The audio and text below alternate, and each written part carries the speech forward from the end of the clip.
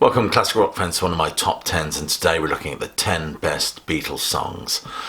If you're new to this channel, please be sure to click like, subscribe and do check that notification bell so you don't miss any future uploads.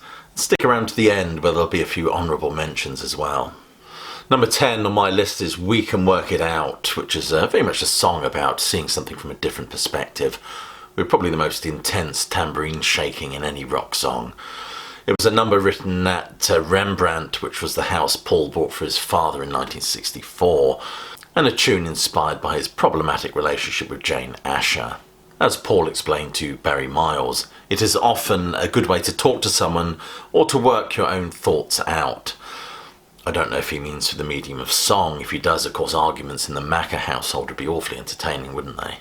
It has been suggested that the line "Try and See It My Way" was actually inspired by the Bond film Goldfinger, where Bond says to Pussy Galore, what a name, eh? You couldn't get away with that now. He says, "What would it take for you to see things my way?" And of course there's already that Beatles link with George Martin producing Goldfinger, the theme tune belted out by Shirley Bassey. And Bond himself has professed his hatred for the Beatles in the same film. The most impressive part of this song is the downbeat middle eight section, which has John's fingerprints all over it with its intimations of mortality. The whole thing shifts to a waltz and has this wonderful harmonian wash. Paul said the original was awfully skiffily, but it's an interesting number because it juxtaposes the relationship of Paul and John, very much like Getting Better from the Sgt. Pepper album. Paul sings "We Can Work It Out," and then John adds the line, "Life is very short and there's no time for fussing and fighting, my friend," as if John could not restrain himself in the face of Paul's bludgeoning optimism. John had to fight quite hard to get to Day Tripper as an A-side. The single was actually released as a double A-side, although We Can Work It Out got to number 1. I think Day Tripper peaked at number 5. Number 9 is "Lucy in the Sky with Diamonds," which of course featured on the Sgt. Pepper album. This strange, eerie phantasmagoria of sound that very much has this Alice Through the Looking Glass feel, with its childlike cadences achieved by speeding up the voices, making them sound younger, all contributing to the otherworldly feel of this number. It claims that the hallucinatory imagery in this song was actually inspired by a chapter from Lewis Carroll's Through the Looking Glass called "The Wool and the Water," where Alice is taken downstream in a boat by the Queen, who then changes into a sheep, believe it or not. "Surrealism to me is reality," John said. Interestingly, John Lennon had a meeting with Spike Milligan from the Goons, and he told him that this song and his writings in general are very much inspired by them. In fact, the Goons would talk of plasticine ties, whereas in "Lucy in the Sky with Diamonds" we get plasticine porters with looking glass ties. The structure of this song is fascinating, that very musical box-like opening, played by Paul, by the way, which gives it that very childlike, or dare I say, unhinged quality, and that falling chromatic scale which lends the number a almost dreamlike disorientation. John dismisses the claim that the acronym LSD is anyway a reference to the hallucinogenic drug, stating that of course that it was inspired by a picture painted by Julian Lennon. Nevertheless, the surreal and trippy imagery combined with that lysergic illusion, coincidental or not, is a little bit fishy. Nevertheless, I'll buy the official narrative. Unfortunately, the BBC did not and subsequently banned it. The Lucy at the very centre of the song is Lucy O'Donnell, who passed away in 2009, was a school friend of Julian Lennon. Julian famously said that the picture depicted his friend Lucy in the sky with diamonds. Paul remembers seeing the drawing when he went to John's house, although it was Paul that actually added the lines "cellophane flowers" and "kaleidoscope eyes." Interesting aside for you, the proud owner of that picture now is Pink Floyd's David Gilmour. Number 8 is "Ticket to Ride," a song described by John Lennon as one of the earliest heavy metal records.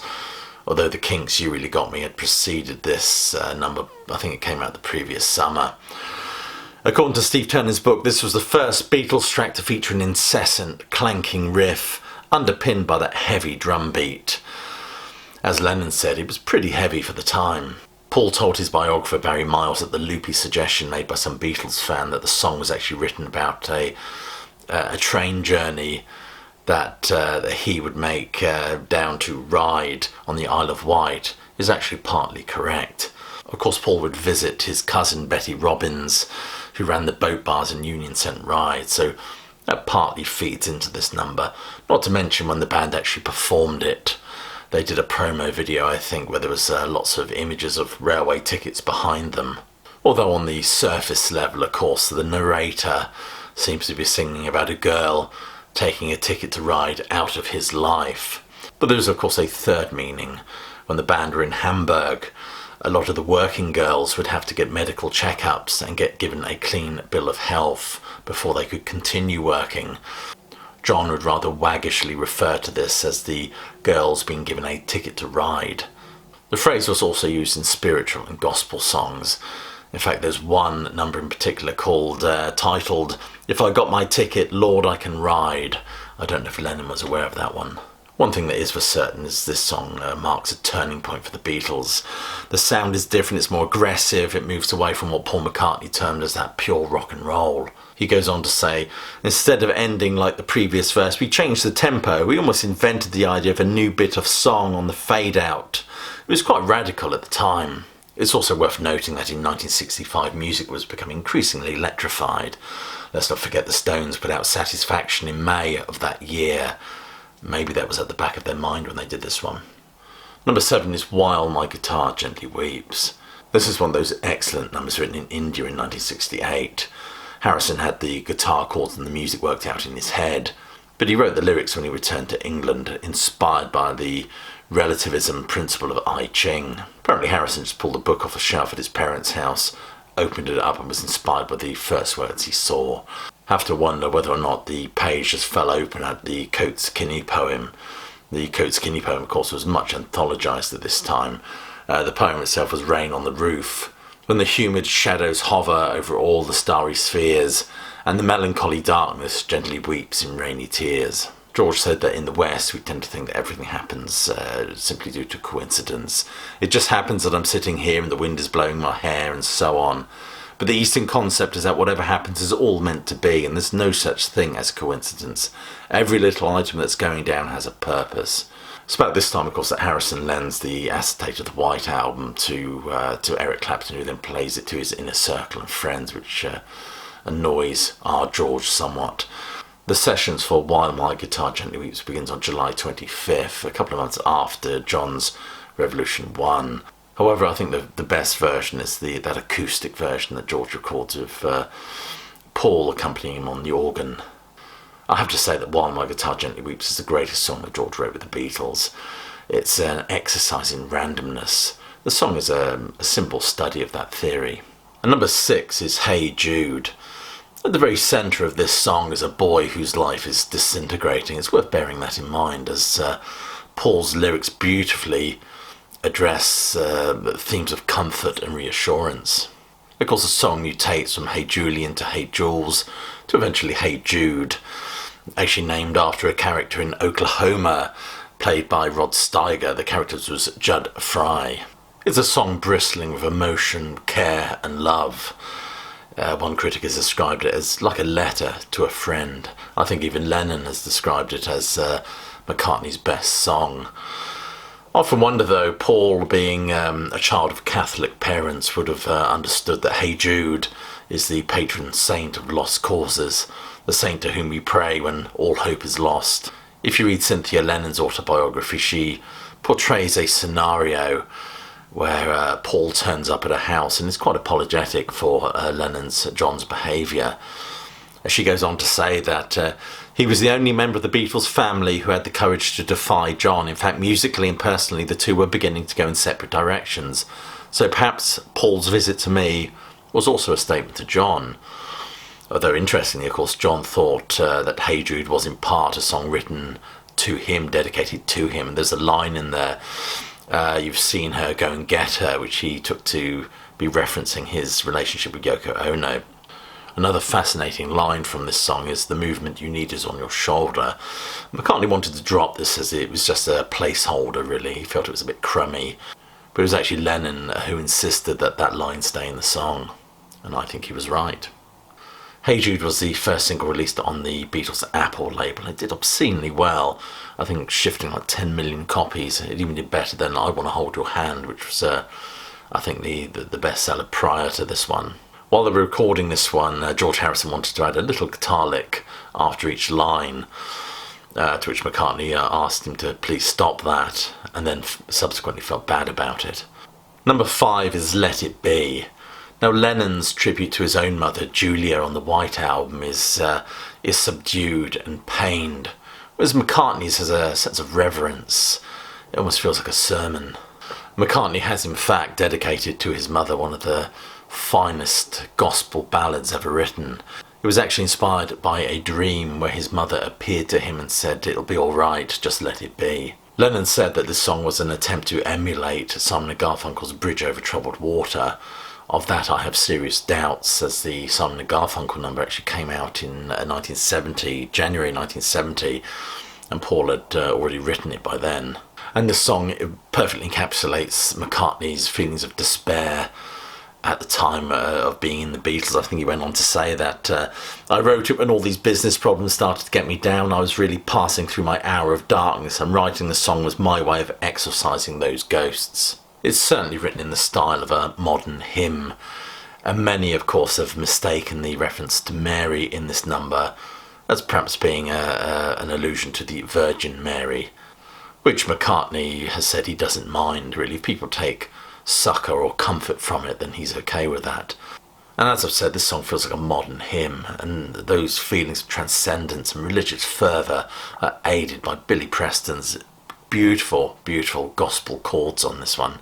A song ultimately dedicated to his mother, but nevertheless has that, dare I say, religious iconography at the centre of it.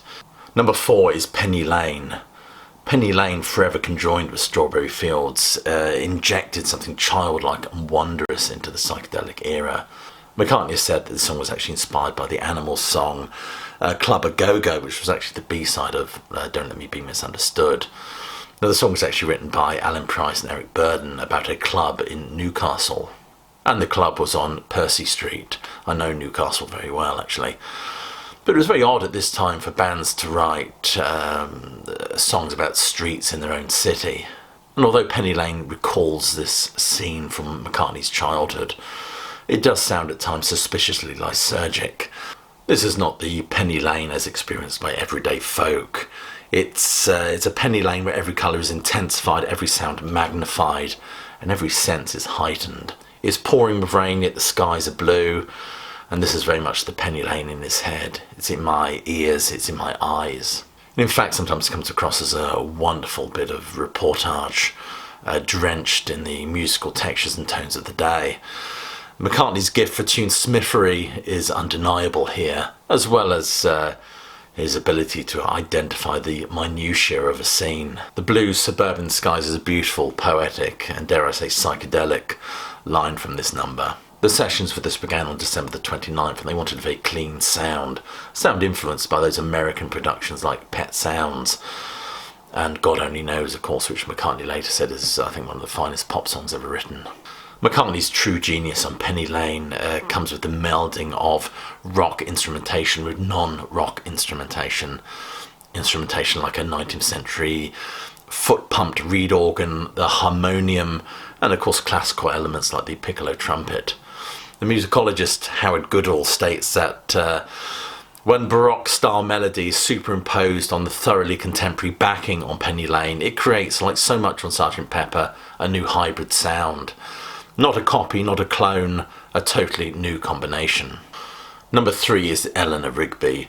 Eleanor Rigby's intimate chamber balladry moved the goalposts in terms of what a band could achieve in 1966. The musicologist Howard Goodall said the Beatles' works were a stunning roll call of sublime melodies that perhaps only Mozart could match in European musical history.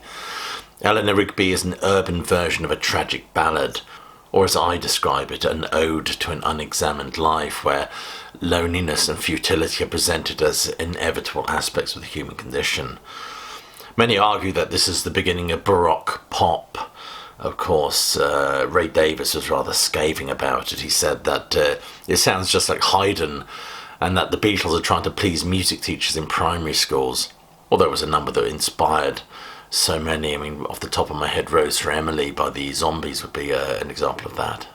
The original protagonist of this song was Miss Daisy Hawkins. It fitted perfectly the rhythm of the song. But McCartney felt that she was too young, really. If you're imagining someone who's sweeping up after weddings, it would be better to make her a spinster, where the church, the empty church in itself, becomes a metaphor for her missed marriage opportunities. The line in the song, wearing the face that she keeps in the jar by the door, some have suggested that it's influenced by a line from the T.S. Eliot poem published in 1920, I think it was, the love song of J. Alfred Prufrock, which goes something like, when it is necessary to prepare a face to meet the faces that you meet. As an interesting aside, of course, Paul was dating Jane Asher at the time, who was actually related to T.S. Eliot on her mother's side. Many critics have argued that Eleanor Rigby employs stock comedy types, the spinster or the lonely parish priest, but there's nothing comedic about its subject matter, which has a European melancholic sensibility to it. Number 2, A Day in the Life.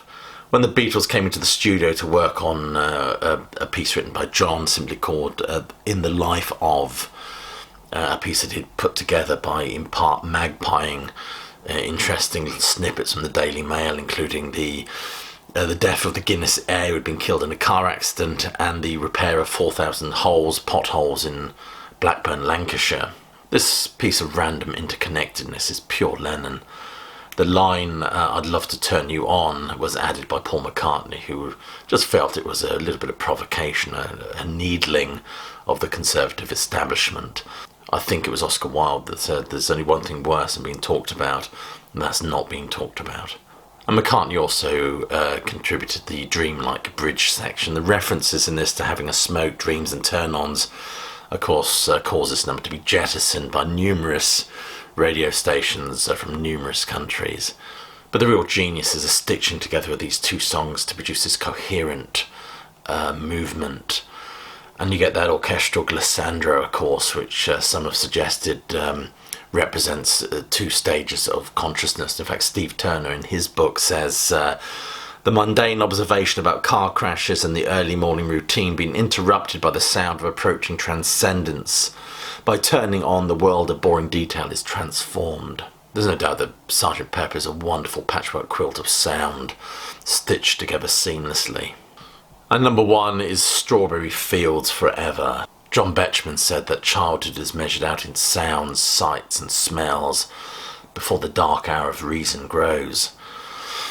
And this, Lennon's meditation on childhood, is an eerie evocation of a memory that bristles with psychological unease. One that immerses the listener in what George Martin described as a hazy, impressionistic dream world. The sheer emotion of this number is lost in that psychedelic haze, or what Melody Maker described as a mystical swooping kaleidoscope of sound. You get that chirping mellotron intro that sounds serene, almost like an invitation to play. Obviously, before we get that dense pile-up of guitars, sitar, strings, horns and assorted randomness, not to mention lots of backwards tomfoolery as well. And you get the slightly slurred, slowed down perhaps, lyrics which add a sort of dreamy and vague quality to the piece. Lennon sings Nobody I Think Is In My Tree. I mean, it must be high and low, with the stuttering interjections belying the emotion and insecurity of the singer, the narrator of this one. I think it's a number, that speaks to anyone who feels that they're being misunderstood. In fact, Lennon, in an interview for Playboy magazine in 1980, said, nobody seems to understand where I'm coming from. I seem to see things in a different way from most people. Strawberry Fields and Penny Lane, that double A-side, was kept, I believe, from the number 1 slot by Engelbert Humperdinck's Please Release Me. George Martin, much later on, said he deeply regretted not including Strawberry Fields and Penny Lane on the Sgt. Pepper album. He regretted releasing it as a double A-side. In fact, I think he described it as one of the biggest mistakes of my life. Compiling a list of 10 best Beatles songs, whittling it down to 10 is a Herculean task, it really is. But here are a few honourable mentions, a few numbers that were just tapping away at that number 10 slot. Norwegian Wood is just incredibly beautiful. In My Life, that very plaintive and heartfelt unraveling from Lennon. Yesterday, I think that's a remarkable bit of songwriting, I think quite early on in the Beatles' career. Something, a beautiful number, of course, that McCartney still includes in his set to this day as a tribute to George Harrison. I love Get Back. I think that really, really rocks. And Back in the USSR, I absolutely adore that number. I've done a classic song review on that song, actually. I'll put the card up here. But it's a homage, I think, to Chuck Berry's Back in the USA and the Beach Boys, of course. It's a remarkable number. And also I had the privilege of seeing McCartney perform this one on Red Square in Moscow way back in 2003. Anyway, thank you so much if you've watched this video to this point without switching off. Thank you so much for doing just that. It all helps the algorithm. And please be sure to click like, subscribe, check that notification bell. Other than that, I'll leave you with, I hope you're staying well, healthy, and most of all that you keep listening.